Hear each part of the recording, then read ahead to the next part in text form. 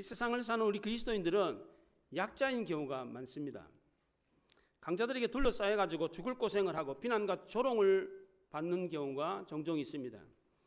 이런 세상 앞에서 은매 기주고 머리를 들지 못하고 풀이 주고 있는 경우가 많습니다. 어떤 경우는 어려움이 너무 커서 죽음 직전까지 가는 경우도 있습니다. 이런 때 우리의 믿음이 진짜인지 가짜인지 알 수가 있습니다. 고난당할 때, 시험에 들었을 때 교회를 등지고 세상으로 떠나가 버리는 사람은 자기의 믿음이 그 정도밖에 안 된다는 것을 증명해 보이는 겁니다. 이번에 우리가 코로나를 겪으면서 많은 성도님들은 자신의 신앙이 진짜인지 가짜인지 알 수가 있었습니다. 본인도 알고 다른 사람도 알게 되었습니다. 온라인으로 예배를 드리는 분들이 제법 계신데 어쩔 수 없이 온라인으로 예배를 드리는 분들도 정말 경건한 마음으로 사모하는 마음으로 예배를 드리는 분들은 헌금을 꼭 합니다. 근데 1년이 가도 2년이 가도 온라인 예배 드린다고 하면서 헌금 한 번 안 하시는 분들은 저는 참 믿기가 어렵습니다. 예물이 없이 어떻게 제사를 지냅니까? 구약시대에 이스라엘 백성들은 예물이 없이는 하나님 앞에 제사를 드릴 수가 없었습니다. 그럼 제사 드리러 와서 뭐 하는 겁니까? 남의 제사 드리는 거 구경만 하는 겁니다.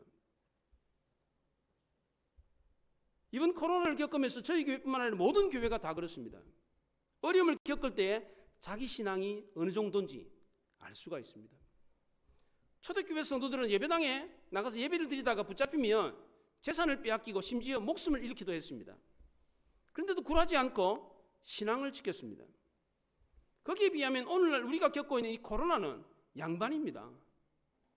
백신도 맞았고 거리두기 개인 위생을 하면 얼마든지 이겨낼 수가 있습니다. 또 설사 걸렸다고 하더라도 감기 몸살 앓고 그냥 지나가는 정도입니다.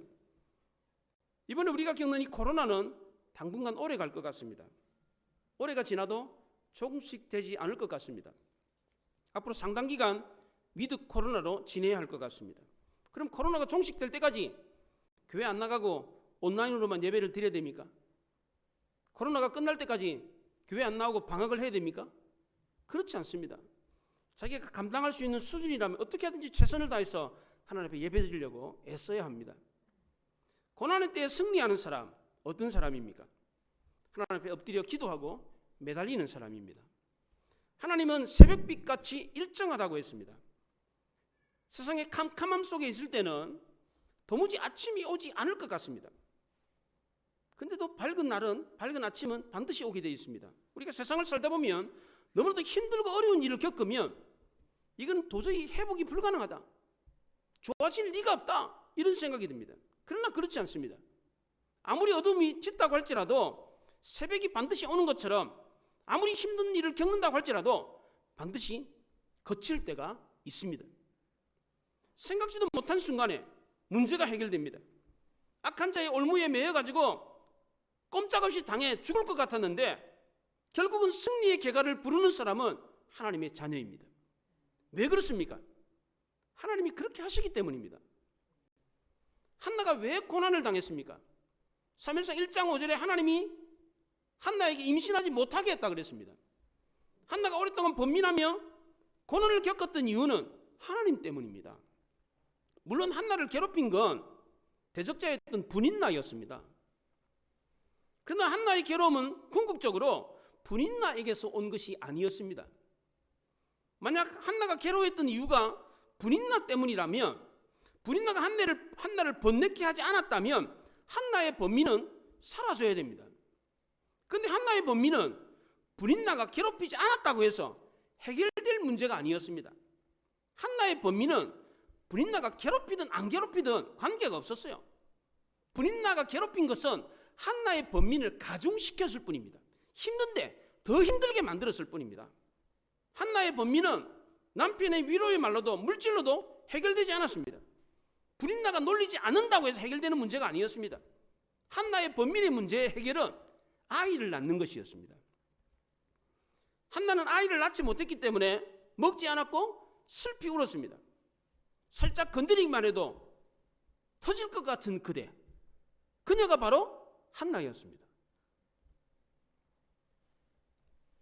사람이 늙고 병들고 일자리도 없고 주위에 도와주는 사람도 없고 가진 것도 없을 때는 누가 살짝만 건드려도 큰 충격을 받습니다. 우리가 생각할 때는 아무렇지도 않은 말인데 그 사람에게는 날카로운 가시로 찌르는 아주 충격적인 말이 됩니다. 남편 엘가나가 나는 그대에게 10아들보다 낫지 않냐 이렇게 한나를 위로했는데 그 말은 한나에게 조롱의 말처럼 들렸습니다. 왜냐하면 그 당시 한나는 너무나도 약해져 있었기 때문입니다.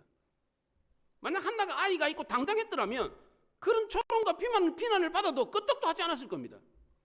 역도 선수에게 50g의 이 무게는 아무것도 아니고 그냥 한숨으로 번쩍 듭니다. 그러나 약골인 사람, 비실비실거리는 사람은 그 50kg 들지도 못해요. 그 당시 한나는 아주 약한 상태였습니다. 아이를 낳지 못한다는 이유로 큰 죄인 취급을 받고 있었습니다. 브린나가 한나에게 넌 아이도 못 낳으면서 왜 안방을 차지하고 있어? 나가 죽어라. 그렇게 악담을 했습니다. 이런 공격 때문에 한나는 죽음과 같은 고통과 절망 속에 있었습니다. 이런 때에 한나가 어떻게 했습니까? 하나님께 부르짖었습니다. 1절에 보면 한나가 기도하여 이르되 그랬습니다. 한나는 고통과 절망 속에서 하나님께 부르짖었습니다. 통곡하며 부르짖었습니다.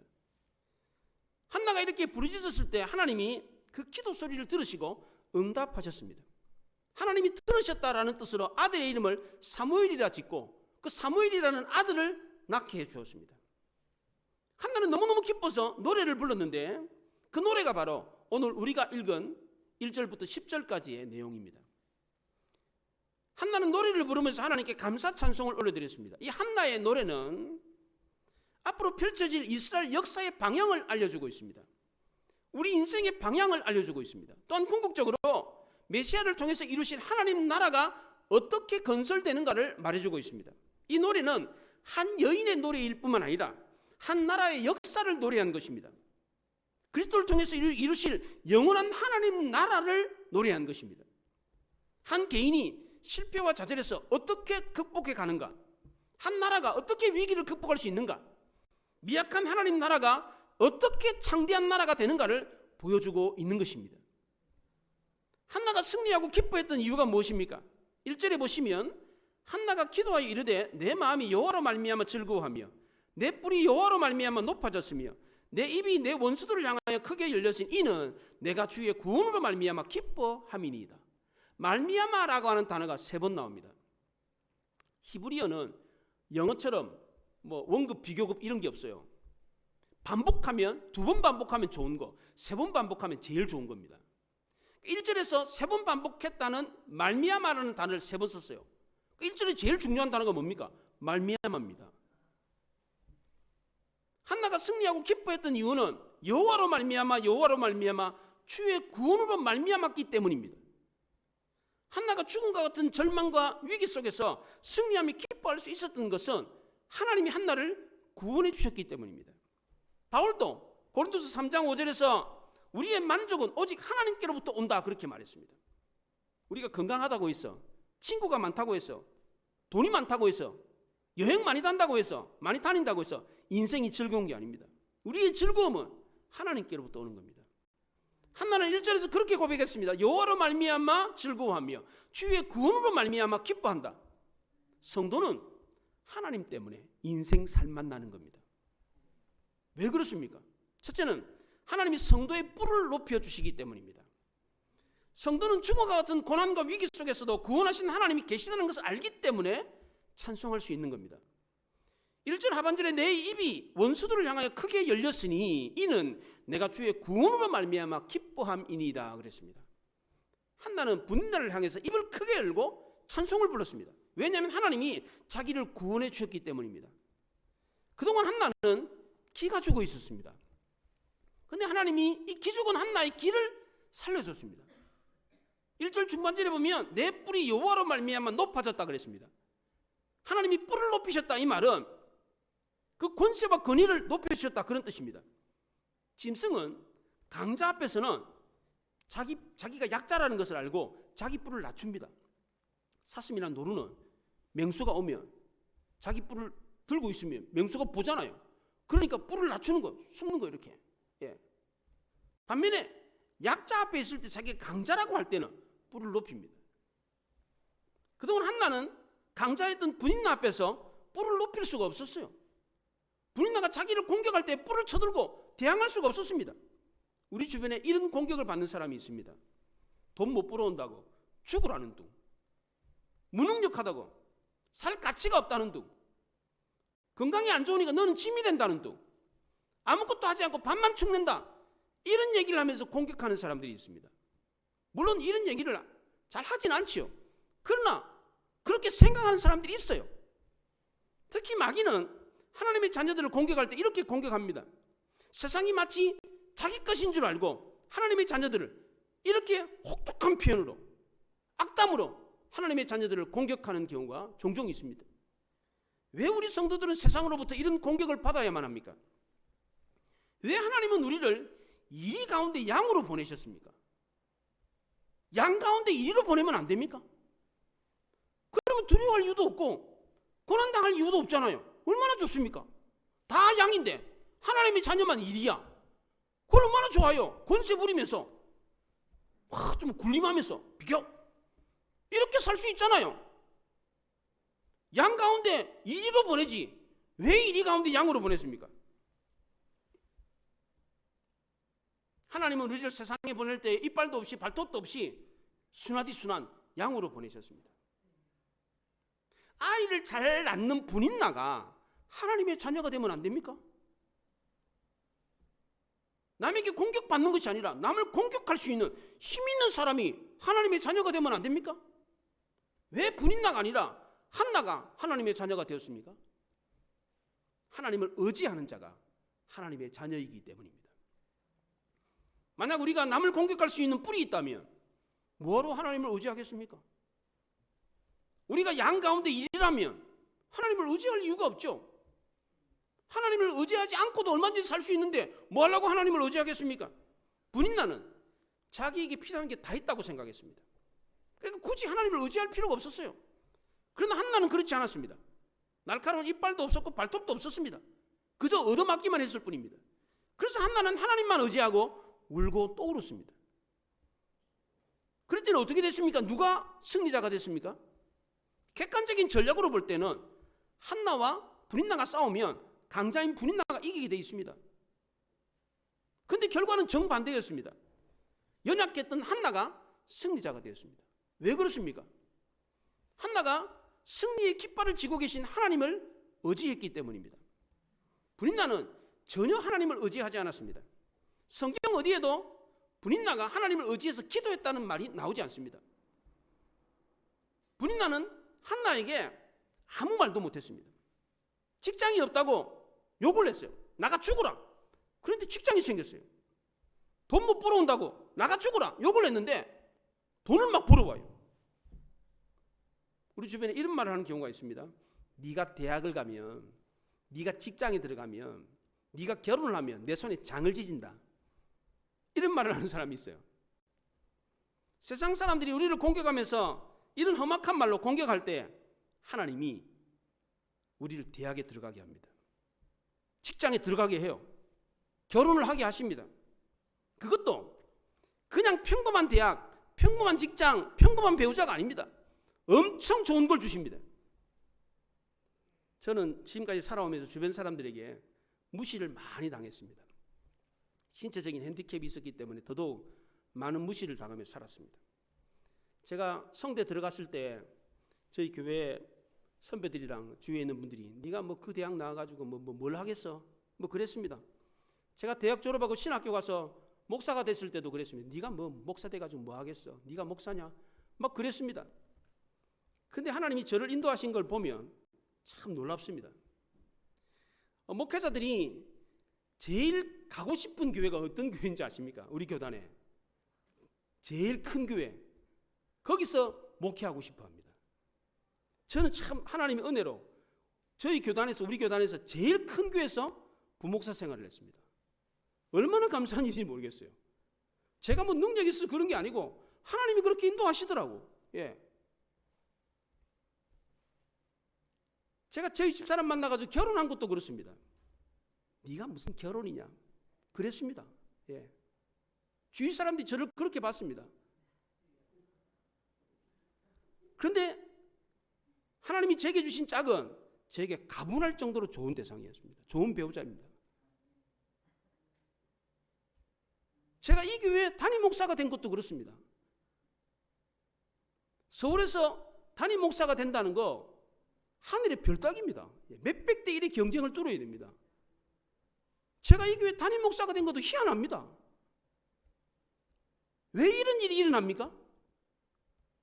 하나님은 약자 편이시기 때문입니다. 연약한 한나가 기도했을 때 하나님은 한나 편이 되어줬습니다. 한나의 길을 높이 세워줬습니다. 한나에게 떡두꺼비 같은 아들을 낳게 했습니다. 한나는 복스럽고 잘생긴 사내 아이 사무엘을 낳았습니다. 이 사무엘은 그저 평범한 아이가 아니었습니다. 이스라엘 역사에서 왕이 없었던 사사시대를 끝나고 왕정시대를 열어내는 주인공이었습니다. 아이를 낳은 것으로 그치지 않고 그 아이가 커서 이스라엘의 최고 지도자가 됐습니다.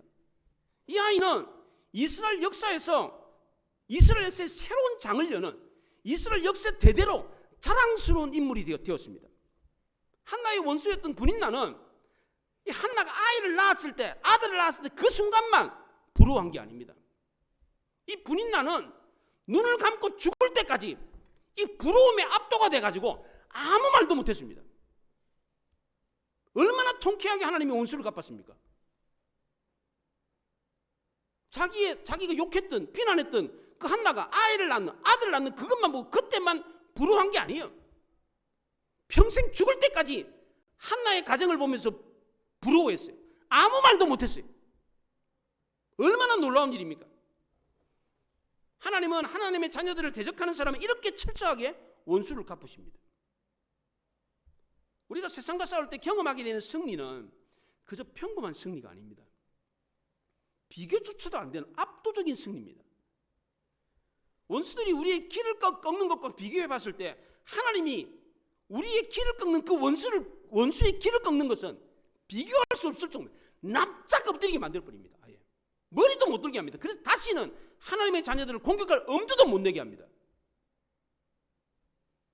그러니까 인생 살만 나는 겁니다. 우리가 부족해도 찌질해도. 두 번째로 우리 그리스도인들이 인생 살만 나는 이유는 하나님만이 우리의 유일한 구원자이기 때문입니다. 2절에 보면 여호와와 같이 거룩하신 이가 없으시니 이는 주밖에 다른 이가 없고 하나님 같은 반석도 없으심이니이다. 여기서도 없다는 말을 3번 합니다. 하나님같이 거룩한 분이 없다. 주밖에 다른 분이 없다. 하나님 같은 반석이 없다. 하나님 같은 분이 없다. 이 얘기가 한나의 가슴에 메아리처럼 울려 퍼졌습니다. 없다. 이게 막 메아리처럼 한나의 가슴에 울려 퍼졌어요. 한나는 분인나의 공격을 받으면서 하나님이 어떤 분인가를 조금씩 알아가기 시작했습니다. 세상에 하나님만큼 거룩한 분이 없었어요. 하나님만큼 든든한 반석이 없었어요. 남편이 엘가나가 반석인 줄 아는데 에이고 천만의 말씀. 내가 당신에게 10아들보다 낫지 않냐고. 천만의 말씀. 하나님과 비교했을 때 당신이 무슨 든든한 반석이야. 나의 든든한 반석은 하나님밖에 없어. 세상에 의지할 분은 하나님 한 분밖에 없다는 사실을 알았어요. 홍해를 가르고 이스라엘 백성들을 출애굽시킨 신은 하나님 한 분밖에 없었어요. 반석에서 물을 나게 만들고 하늘에서 만나게 떨어지게 했던 신은 오직 하나님 한 분밖에 없었습니다. 인류 역사에 어느 종교의 어느 신이 40년 동안 광야에서 200만이나 되는 사람들을 하늘에서 양식을 내려가지고 먹이게 했다는 신이 어디 있습니까? 거짓말을 해도 그렇게 막 엄청난 거짓말을 해가지고 그렇게 백성들을 한 나라를 먹여 살렸다는 신이 어디 있습니까? 지금 세상 종교에 어느 신이 거짓말을 하더라도 그렇게까지 거짓말을 하면서 그런 신이라고, 우리가 믿는 신은 그런 신이라고 그렇게 자랑할 수 있는 신이 어디 있습니까? 지금 어느 종교에? 모세는 바로를 만나기 전에, 자기를 대적하는 바로를 만나기 전에 하나님에 대해서 별로 아는 게 없었어요.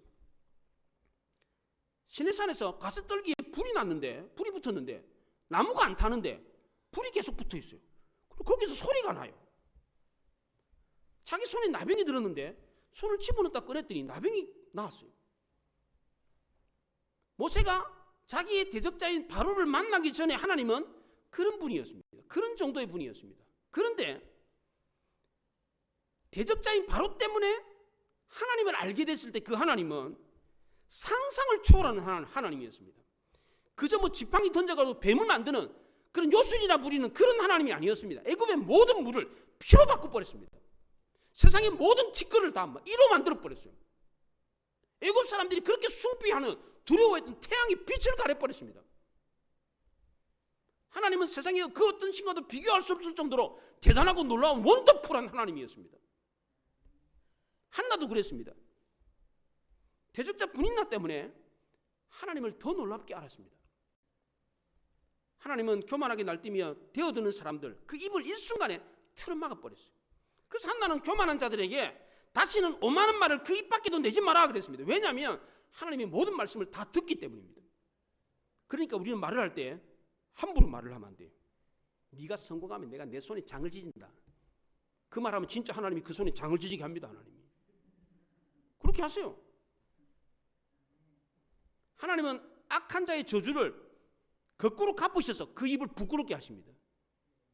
하나님은 말뿐만 아니라 행동도 달아보십니다. 악인은 아무리 몸무게가 무겁다고 할지라도 하나님의 저울에 달면 먼지와 같아요. 왜냐하면 악인은 바람에 나는 기어와 같다고 했기 때문입니다. 악인은 악할수록 가볍습니다. 사람들에게 인기를 얻으려고 하는 사람도 가볍습니다. 요즘 목회자들이 목회의 본질을 잃어버리고 인기에 연연해서 목회를 하는 분들이 종종 있는데, 목회자는 인기를 먹고 사는 연예인이 아닙니다. 유명해지면 좋은 줄 아는데 그렇지 않습니다. 교인들도 유명한 목사만 찾아다니는데 그거 좋은 거 아닙니다. 목사는 유명하지 않아도 말씀만 잘 전하면 됩니다. 작은 교회 목사라고 할지라도 인기 없고 유명하지 않더라도 괜찮습니다. 하나님이 보시는 저울은 세상의 저울과 다릅니다. 하나님의 저울은 몸무게나 사람들이 인기로 다는 게 아닙니다. 하나님의 저울은 겸손하게 하나님 앞에 엎드리고 하나님을 의지하는 사람이 무게가 나갑니다. 우리 신한시 장로님 가벼우신 분이잖아요. 그런데 하나님의 저울이 달면 저분이 엄청 무거워요. 저분이 말 한마디에 얼마나 권위가 있는지 몰라요. 예. 우리 일부 예배 오신 우리 이호경 군사님도 몸무게 엄청 가볍잖아요. 근데 그분이 말 한마디에 얼마나 힘이 있는지 몰라요. 예. 하나님 앞에 엎드려 기도하는 사람, 이런 사람이 무게가 있는 거예요. 이게 사람들이 인기가 있다고 무게가 있는 게 아니에요. 이게 사람들은 좀 바보스럽고 별 볼 일 없어 보이는 사람을 가볍게 여깁니다. 직장에서도 일 잘하고 스마트하고 똑똑한 사람, 이런 사람을 비중 있게 다룹니다. 무게 있게 다룹니다. 그러나 하나님의 저울은 그렇지 않습니다. 분인나는 가질 걸 다 가진 여자였습니다. 아쉬울 게 없었어요. 자녀도 많았어요. 그러니까 당당하고 콧대도 높았습니다. 반면에 한나는 아무것도 없었어요. 혼자 늘 언제나 외롭고 쓸쓸했습니다. 그래도 하나님의 저울에는 한나가 훨씬 무거웠습니다. 하나님이 더 중하게 여기고 더 귀하게 여기는 사람이 어떤 사람입니까? 겸손한 사람입니다. 야고보 사도는 하나님은 교만한 자를 물리치시고 겸손한 자에게 복을 주신다 그랬습니다. 또 하나님은 하나님 앞에서 애통하는 자, 하나님께 도움을 구하는 자를 귀하게 여기십니다. 욥기서 5장에 높은 자를 높이 드시고 애국한 자를 일으키사 구원하신다 그랬습니다.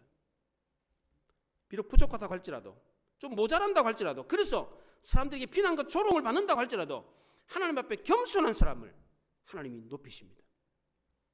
연약하기 때문에 부리짖는 사람, 하나님을 의지하는 사람, 이런 사람을 하나님이 높이십니다. 이러니까 하나님 앞에서 연약해서 엎드리고 부르짖고 기도하는, 연약하기 때문에 하나님만 의지하며 사는 사람이 인생 살맛 나는 겁니다. 마지막 세 번째로 성도가 인생을 살면서 살맛 나는 이유는 인생 역전의 은혜가 있기 때문입니다. 오늘 4절과 5절에 놀라운 말씀이 나옵니다. 보십시오. 용사의 활은 꺾이고 넘어지는 자는 힘으로 띠를 띠도다. 풍족한 자들은 양식을 위하여 품을 팔고 거지가 되고 줄이던 자들은 다시 줄이지 아니하도다. 전에 임신하지 못하던 자는 7 아들을 낳고 많은 자녀를 둔 자는 쇠약하도다. 아들이 뭐 줄줄이 사탕 막 있는데 아들이 다 곰팽이 짓 하고 막 나쁜 짓 하고 부모의 속을 썩해가지고 부모가 팍 늙어 버렸어요. 그냥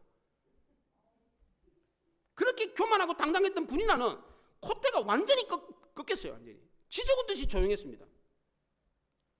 온 세상에 인기 의기양양했던, 온 세상이 마치 자기 것처럼 생각했던 교만한 자는 얼굴을 들 수가 없게 만듭니다. 한나가 아이를 낳았을 때 분인나는 아무 말도 못했습니다. 말문이 막혀버렸습니다. 구약 성경에 아수르 왕 사네립이 18만 5천 명의 대군을 이끌고 유다 나라 예루살렘 성을 공격했습니다. 이때 납사게라고 하는 참모를 보내가지고 예루살렘 성 앞에서 유다 백성들 앞에서 욕을 해댔어요. 욕을 해댔습니다. 싸게 얼마나 욕을 잘했는지 막 이름도 납사게 싸게 막 욕을 했어요. 이 욕을 듣고 유다 사람들이 기가 죽었어요. 기가 엄청난 욕을 들으니까 막 기가 팍 죽었어요. 히스기야가 억울해가지고 성전에 올라가서 기도를 했는데 하나님이 그 기도를 들으시고 그 다음날 아침에 하나님이 그 18만 5천 명 대군을 몬전히 그냥 싹 죽여버렸어요. 그랬더니 아수르의 왕이었던 사네립이 그냥 기가 팍 죽었어요. 할 말을 잃어버렸어요. 그렇게 말 잘하던 랍사기가 입이 100개라도 할 말이 없었어요. 하나님이 적들의 입을 이렇게 틀어막아 버립니다. 드라마에나 나올 법한 이야기 아닙니까? 실제로 역사에 나타난 일이에요. 갑자기 돈을 많이 벌어가지고 벼락부자가 된 사람이 달라지는 경우가 있습니다. 자기가 가진 거 믿고 목에 힘주는 사람, 이런 사람은 진짜 부자가 아니고 졸부입니다. 졸부. 진짜 부자는요 정말 겸손합니다. 제가 한 번은 남대문 명동시장에 가서 짜장면을 먹은 적이 있어요. 그 안수 집사님 한 분을 만나가지고 밥 먹으러 가지. 그 어디를 갔어요. 갔는데 뭐 시커먼 잠바를 입고 있는 분이 사무실에 앉아 있는데 오셨냐고, 식사 같이 하자고 그러면서 짜장면 한 그릇 시켜주더라고. 그때 뭐 2,000원인지 3,000원인지 모르겠어. 짜장면 한 그릇 먹는데 먹고 나서 이제 나와가지고 안수 집사님이 저분이 누군지 아냐고. 이 명동에서 제일 큰 손이라고. 현금만 몇백억이 있는 사람이라고. 부자인지도 모르겠어요. 뭐 그냥 구름한 할아버지인데 명동시장이 최고 부자래. 티도 안 내. 진짜 실력자도 마찬가지입니다. 자기 실력을 자랑하지 않습니다. 권력도 마찬가지입니다. 덜 된 인간이 권력을 잡으면 별의별 짓을 다 해가지고 자기를 드러내려고 합니다. 사람들이 이렇게 하기 때문에 하나님은 뒤집기를 좋아하십니다. 권력은 영원하지 않습니다. 부자가 늘 부자 되는 게 아닙니다. 가난한 사람이 늘 가난한 게 아닙니다. 오늘 8절 상반절에 보면 가난한 자를 진토에서 일으키시며 빈궁한 자를 거름더미에서 올리사 기적들과 함께 앉게 하시며 영광의 자리에 차지하게 하시는도다 그랬어요. 우리 인생에 이런 인생 역전이 있습니다. 실제로 있어요. 그러니까 주일학교 꼬마아이들 있잖아요. 그 무시하면 안 돼요. 걔네들이 뭐 30년 40년 우리 청년들 우리 청소년들 있잖아요. 무시하면 안 돼요. 쟤네들이 30년 40년 후에 뭐 대통령이 될지 장관이 될지 어떻게 알겠어요? 그렇잖아요. 제가 가난하고 배고프던 전도자 시절에 제 친구 그 교회 잠깐 갔는데 그 제 친구 장인어른이 그 교회 담임 목사였어요. 그리고 우리가 이제 자기 사위 친구니까 용돈을 주더라고요. 그때 굉장히 가난한 뭐 사례비 뭐 30만 원 받고 뭐 이랬던 시절이었거든요. 예, 차비도 제대로 없었던 그런 시절에 용돈을 3만 원을 주는 거예요. 그래서 제가 잊어지지가 않아요, 그분이. 예, 지금도 그 어려운 시절에. 예. 나중에 30년 40년 후에 청년들 어린애들 나중에 뭐가 될지 어떻게 알겠어요? 그 어려울 때 용돈 준 거 기억합니다. 용돈 좀 주세요, 우리 청년들 아이들. 예, 맛있는 거 좀 사주고. 예, 나중에 어떻게 될지 어떻게 알겠어요? 실제로 인생 역전이 있습니다. 그와 같은 일들이. 그렇잖아요. 우리 교회에서 대통령 나오지 말한 법 있어요? 장관 나오지 말한 법 있어요? 그렇습니다. 진짜 그런 일들이 있습니다. 왜 이런 인생 역전이 있습니까? 하나님이 이렇게 하시기 때문입니다. 하나님이 이런 분이에요. 오늘 6절에 보면 여호와는 죽이기도 하시고 살리기도 하시고 수월에 내리기도 하시고 거기서 올리기도 하시고 7절에 여호와는 가난하기도 하시고 부하기도 하시고 낮추기도 하고 높이기도 하신다 그랬어요. 사람의 생명도 하나님의 손에 달려 있습니다. 하나님이 허락하지 않으면 공중에 나는 참새 한 마리도 떨어지지 않습니다. 사람의 존귀함과 비천함도 하나님의 손에 달려 있습니다. 요셉이 애굽의 국무총리가 된 건 요셉이 잘나서 그렇게 된 게 아닙니다. 하나님이 그를 애굽의 국립주민으로 세우셨기 때문입니다. 우리나라 위정자들도 마찬가지입니다. 자기가 잘나가지고 자기가 인기 있어서 대통령 되고 뭐 정치인 되고 그런 거 아닙니다. 착각하면 안 돼요. 부자가 되는 것도 마찬가지입니다. 내가 돈 열심히 벌어가지고 부자 된 게 아닙니다. 어떤 때는 내가 특별히 뭐 한 것도 없는데 정신없이 막 손님들이 막 밀려들어가지고 돈을 버는 경우가 있어요. 그런 경우 있습니다. 어떤 때는 가게를 크게 확장을 했어요. 환경도 더 좋아졌는데 오히려 장사가 더 안 돼요. 그런 경우가 있습니다. 돈 버는 것도 하나님이 복을 주셔야 됩니다. 사람을 낮추고 높이는 거 하나님이 하십니다. 어떤 사람은 일이 지지리도 안 풀리는 사람이 있어요. 어떤 사람은 한 것도 없는데 일이 잘 풀리는 사람이 있어요. 왜 그래요? 하나님이 그렇게 하시기 때문입니다. 연극이나 영화를 보면 배우들이 잘해가지고 성공해서 잘 나가는 사람들이 있습니다. 근데 사실은 배우가 그렇게 되게끔 된 거는 한 감독이 그렇게 시켰기 때문입니다. 감독이 그 사람에게 그 배역을 맡겼기 때문입니다. 우리 인생도 마치 연극 무대와 같습니다. 연출자가 이래라면 이래 되고 저래라면 저래 내려라면 내려와야 됩니다. 우리는 누구나 다 높은 사람 부자 되고 잘 나가는 사람 인기 있는 사람 되고 싶어 합니다. 근데 연극과 영화 보면 주연 배우만 있습니까? 그렇지 않습니다. 조연도 있고 엑스트라도 있습니다. 근데 누구나 다 주연이 되려고 그래요. 주연 배우만 뭐 좋은 상을 받는다 그렇게 생각해요. 근데 하나님 나라는 그렇지 않습니다. 주연 배우만 상 받는 게 아닙니다. 조연이라고 할지라도 엑스트라라고 할지라도 더 큰 상을 받을 수 있습니다. 하나님 나라에서 중요한 것은 하나님께서 우리에게 맡기신 일에 최선을 다하는 겁니다. 아무리 조연이라고 할지라도 엑스트라라고 할지라도 드러나지 않는 배역을 맡았다고 할지라도 최선을 다하면 하나님이 더 큰 상을 주십니다. 왜냐하면 하나님은 언제나 강자 편이 아니라 약자 편이기 때문입니다. 이걸 아셔야 돼요. 그래서 하나님이 제일 좋아하는 사람은 겸손한 사람입니다. 그래서 하나님은 때때로 우리를 겸손하게 하기 위해서 건강을 잃게 하기도 합니다. 재산을 잃어버리기도 합니다. 사회적인 지위와 명성도 잃게 합니다. 왜냐하면 겸손이 가장 소중한 재산이기 때문입니다. 하나님은 교만한 자를 물리치고 겸손한 자에게 은혜를 베푸신다고 했습니다. 하나님은 지금도 겸손한 자에게 이런 은혜를 베푸시려고 우리를 낮추십니다. 하나님 우리를 낮추신다고 해서 그냥 마냥 그냥 낮은 데만 있느냐? 그렇지 않습니다. 오늘 보면 1절에서 한나는 하나님이 자기 뿔을 높이셨다고 했습니다. 그리고 마지막 10절에서도 하나님이 자기 왕과 기름 부은 자의 뿔을 높이셨다고 했습니다. 이 한나의 노래의 주제는 하나님이 뿔을 높이신다는 겁니다. 1절과 10절에서 수미 양관법으로 양관식으로 주제를 다루고 있습니다.